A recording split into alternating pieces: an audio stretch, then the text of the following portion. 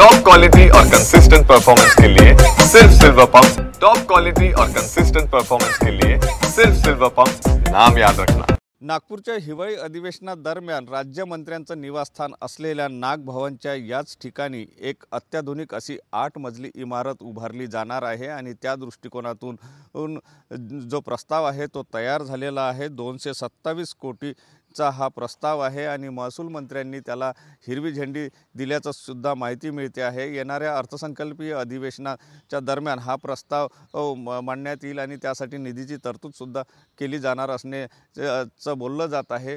महत्त्वाचं म्हणजे नागभवन जे आहे हे जुनं आहे आणि या ठिकाणी हिवाळी अधिवेशनाच्या दरम्यान राज्यमंत्री किंवा मुख्य सचिव जे आहेत त्यांचं निवासस्थान या ठिकाणी असते।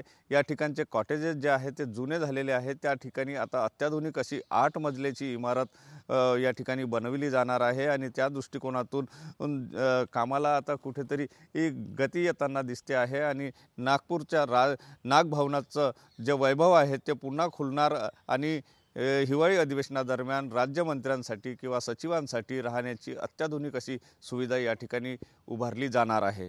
कॅमेरामन सचिन सयामसह सुनील ढगे, TV9 मराठी, नागपूर।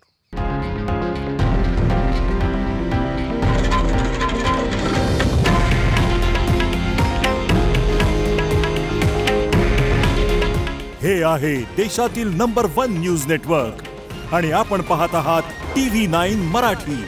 काळजी तुमची, हित महाराष्ट्राचं।